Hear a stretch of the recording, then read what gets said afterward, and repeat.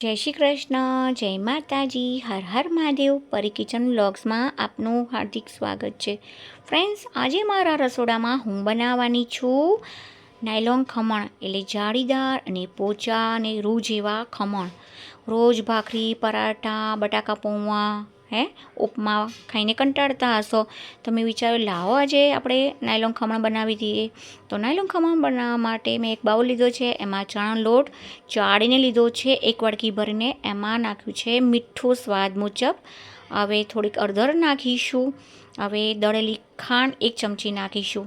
જો પાછળથી વઘારમાં ખાંડ નાખવી હોય તો પણ નાખી શકો છો, પણ મેં અત્યારે જ નાખ્યું છે. થોડુંક ગળપણ મારા ઘરમાં થોડુંક ખમણમાં વધારે જોઈએ એટલા માટે. હવે થોડુંક પાણી નાખીશું અને ચમચીથી હલાવતા જઈશું. અને એક સ્મૂથ બેટર આપણે કરવાનું છે, તો એક જ ડાયરેક્શનમાં આપણે એ હલાવતા જવાનું છે. હવે અંદર નાખીશું ઈનો નાખીશું, એટલે સરસ મજાના આપણા ખમણ ફૂલે.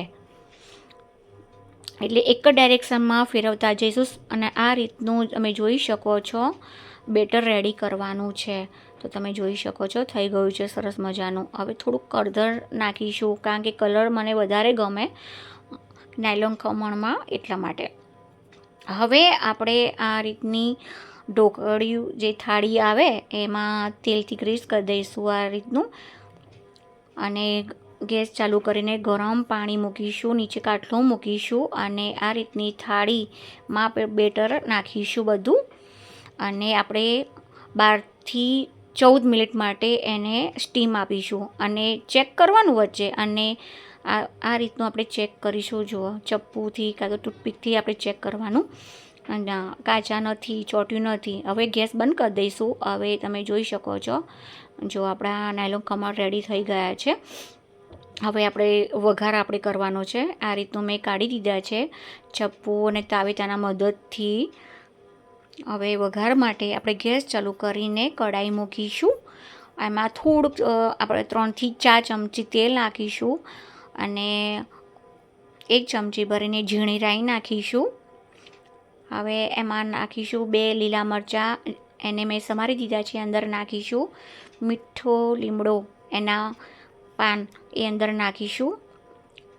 હવે થોડું ચપટી મીઠું નાખીશું, કારણ કે અંદર પહેલાં મેં નાખ્યું હતું બેટરમાં, એટલે. હવે ખાંડ નાખીશું 1 ચમચી, કારણ કે પહેલાં મેં દળેલી ખાંડ નાખી હતી બેટરમાં, એટલા માટે. હવે થોડુંક પાણી નાખીશું, 3થી 4 ચમચી જેટલું પાણી નાખીશું. હવે ગેસ બંધ કરી દઈશું અને આ વઘાર ઉપર નાખીશું આપણે ખમણમાં ચમચીના મદદથી. જુઓ, અને ઉપર છેલ્લે કોથમીર ભભરાવીશું.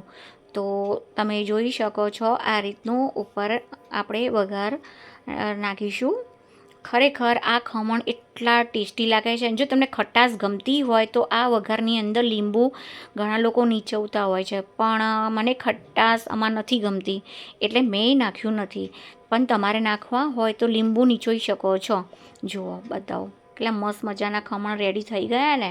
જો વિડીયો સારો લાગ્યો હોય તો તમારા ગ્રુપમાં શેર કરજો, સબસ્ક્રાઈબ કરજો, લાઈક કરજો. તો જય શ્રી કૃષ્ણ, જય માતાજી, હર હર મહાદેવ અને ટેક કેર.